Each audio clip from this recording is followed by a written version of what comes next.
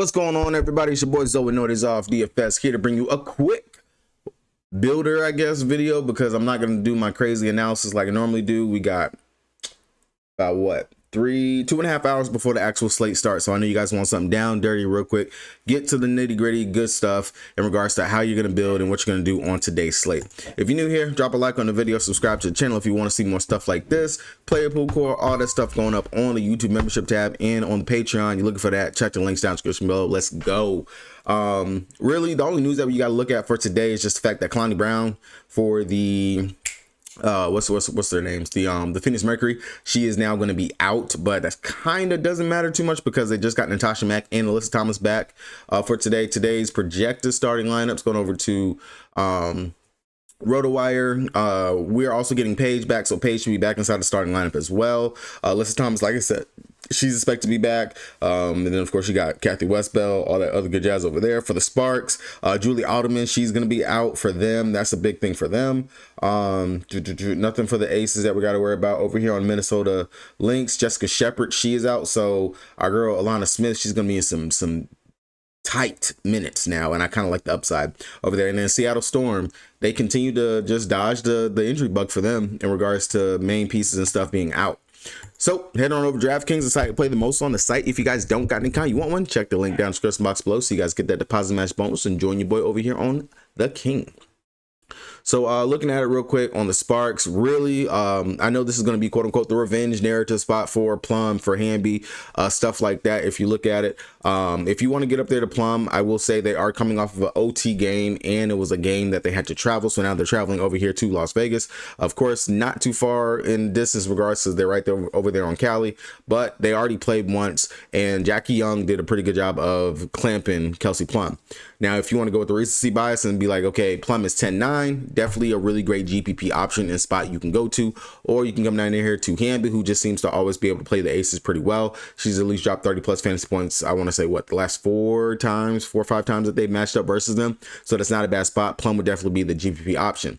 If you want to get real crazy with it, you want to just go low owned over here for them, Rickea Jackson's going to be your girl, coming off of a 10.5 fantasy point outing versus Golden State Valkyrie. Has not played versus the Las Vegas Aces at all yet this year, and I'm not scared of the Aces. Like, we just seen it. The Aces just got their asses whooped by Golden State. They just got their asses beat by Golden State. Rickea Jackson, definitely have not had the big breakout pop game from her, and with the fact that Jackie Young should be guarding Kelsey Plum once again, which I would imagine that is who she should be on, I'd imagine Rickea is probably going to be dealing with a combination of Chelsea Gray / Jewel Lloyd. So I do like the upside and possibilities for Rickea Jackson, and she's actually cooked versus the Aces, and that's even with Wnba being able to go out there and have her big games. Has not played versus them at all in the season. Not trying to come here to play Prem. I do like coming out here to Sims. Sims also is another one that be busting the Aces as well, and with the Alderman being out, those minutes should be pretty much secure when you look at it over here for her. Outside of that, now we're looking at too much over here for the Sparks. On the Aces side of things, it's A'ja Wilson, the beginning, the end, all of it. Again, she's on the slate. I find a way to play her, I will play her. If it burns me, it burns me. But what you're going to see is that majority of the field, 75, I think it was like 98% had A'ja Wilson the last time she was on the slate. And she dropped what, 27 fantasy points in that game versus Golden State Valkyrie.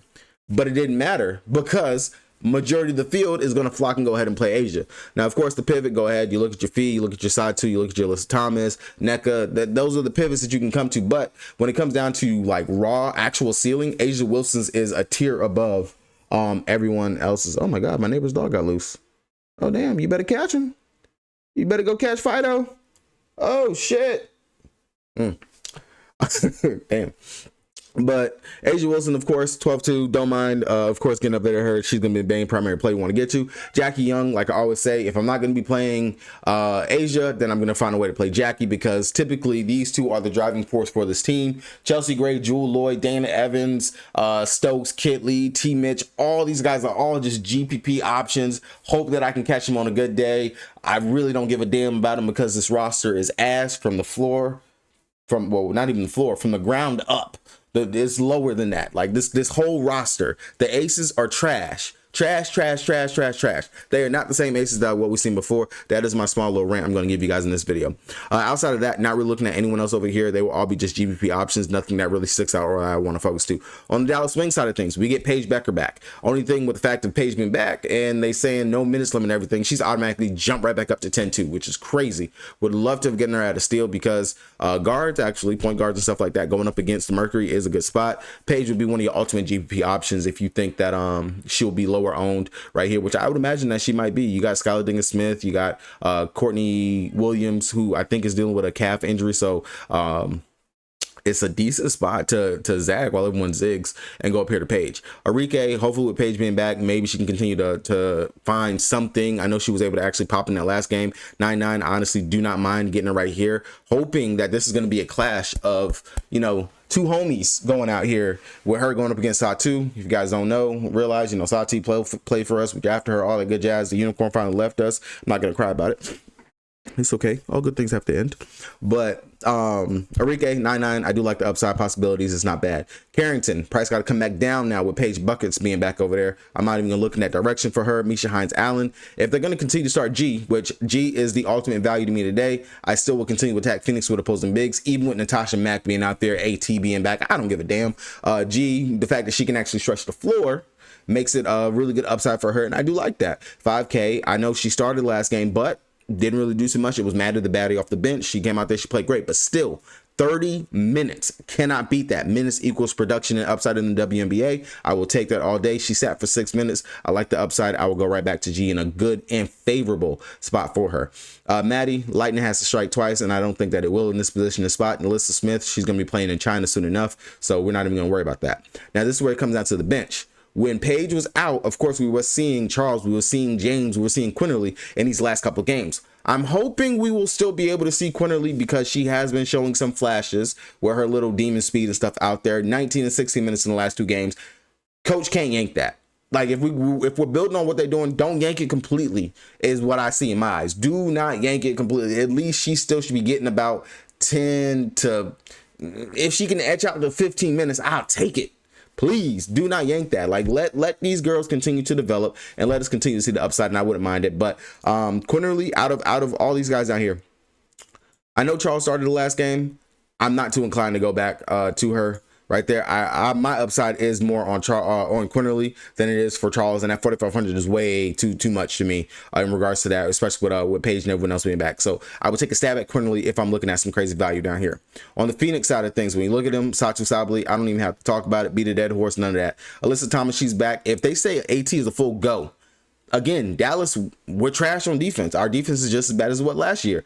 You telling me I got a full go Alyssa Thomas, who averaged 40 plus fantasy points versus my team last season and damn near almost a triple double, legit almost a triple double. She missed a triple double by I want to say one rebound in 2 out of the 3 games, and then I think the other one was by a assist or 2 in that game. Alyssa Thomas, 10-4. That's your pivot off of Satu. Everyone's going to Satu Sabali in this position because of the revenge narrative, which I love it. Love the upside, but triple-double Alyssa Thomas can still outscore with her defensive upside and going up against her girl Carrington.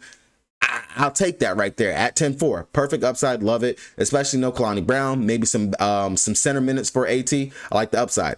If not, outside of that, West Bell, don't mind that at a 6,800 price tag. That's not bad. Decent position and spot. We know Dallas sucks versus opposing bigs, so that's why I still wouldn't mind West. And then no Kalani Brown. Those minutes will be secure for her to still see at least about 25 minutes in this matchup. Sammy Whitcomb and Monique, I'm really not too interested in going to either one of these guys right here, just simply because of Alyssa Thomas being back, the ball handler responsibilities, and the fact their prices are priced up as if AT is still out and everyone else that was missing. So I want to wait for those prices to drop back down before even considering going back in that direction. Same thing for La Casa. I don't even know what her minutes are going to look like with the fact that AT is back, and I would imagine she goes back to the bench when it comes down to it.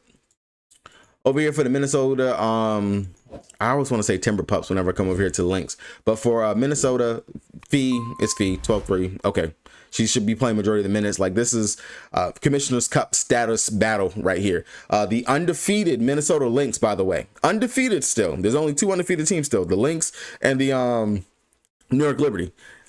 They gonna go out here and try to win this game, of course, like they should. 12-3 fee. She's gonna be a main driving force of that. And then if they go quote unquote small ball, if they attempt to do it, maybe we could see some center fee, which I like the upside. But outside of that, Courtney Williams, 9.7. I don't like that price tag, and I'm not even going to mess with going there to her, especially if she is dealing with a calf injury. She did not start the second half of the game, last game out there, and that was her calf. I'm not going to go there. Let me see that price come down. Instead, I wouldn't mind coming in here to Kay McBuckets, who has been popping since she's come back. 24, 31, 30, 32, 36. Good spot, good position. Like the upside. Don't mind that at all for her. Alana Smith, love today. No Jessica Shepard. Long as Alana stays out of foul trouble, GG, game over. 34.25 fantasy points last time versus Seattle. 7 of 11 from field, 2 of 3 from 3, 16.7 rebounds, 3 assists, and I know she can go out there and get some blickies and some steals as well. I like the upside. Definitely going to be looking at her when it comes down to it. Everyone else over here, Carlton, Heidemann, GPP options, pivots if you land inside those position spots, but main target is going to be, of course, and I'm saying this, yes, you heard me say this, Alana Smith, fee Kayla McBride, Courtney Williams. That's how I ordered them over there for the Minnesota Lynx. On the Seattle side of things, Nneka, she's been a little rough around the edges these last couple of games. It's been like, I hadn't seen the consistency that I was seeing from her. And I think that might be also in part to the fact that Gabby is popping off and having these big games that she's having over these last couple of games. Don't mind going over here to Nneka. It should be a hard fought game. 25.5 fantasy points last time out. Maybe she can give us a bit more. I will say I am very much inclined to just go to the consistency that I've seen from Gabby. I love the upside. And honestly, in this game has my two-man goblin play of the day. Gabby Williams for 10 points and fee for, I think I got her at 7.5 rebounds. Love the upside for that as a power 2 over there on Prize Picks or wherever it is that you want to play your props at, and just run it up right there. Both of these guys, the consistency level has been there for them. And but Gabby, 9,100, definitely if you don't want to come over here and play Skylar Diggins-Smith at 94, which I can understand wanting to get up here to Skylar. I don't hate it, but I don't know, man. It's just something that's twitching, that's saying, This isn't it. This isn't the spot. Minnesota, they've done pretty decent guarding the opposing point guards and stuff over the last couple of games. Maybe that might be it, but it's just something that's just twitching and telling me today is not a Skylar Diggins-Smith game, and don't even mess with it. Especially with Erica Wheeler being in the starting lineup. That's the thing that really just drives me off, because they switching from Clark being in the starting line, putting Easy in the starting line, and it's like, I feel like it messes with it a little bit. Like the upside for especially the assists and things like that, it's not there, because Wheeler's actually pretty decent when it comes down to that department.